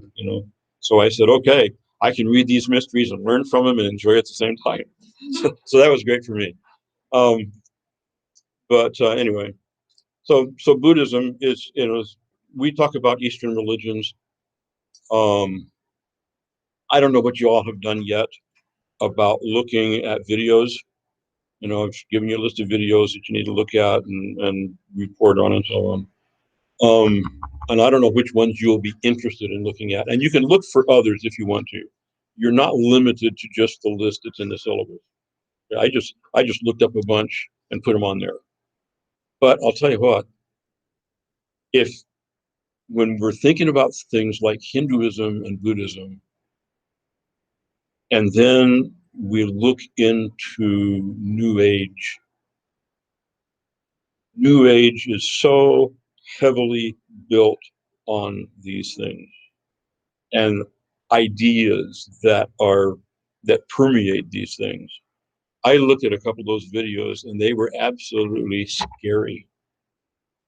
Absolutely scary. I mean, there's one of them on there, and I forget now which one it is. I'd have to look and see, but there's one of them on there where the guy is talking about how these spirits entered into him and the promises that they made of all the great things that were going to happen, but the horrible things that happened to him because of that.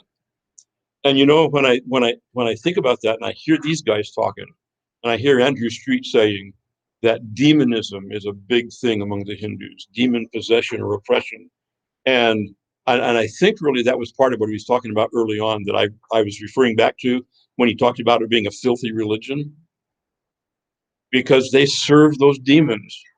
They're doing the things that those demons require them to do.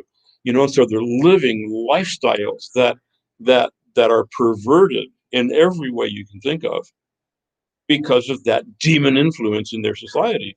Hinduism is full of it. Buddhism has a lot of it. When we study animism, there's a lot of it in there as well. Um,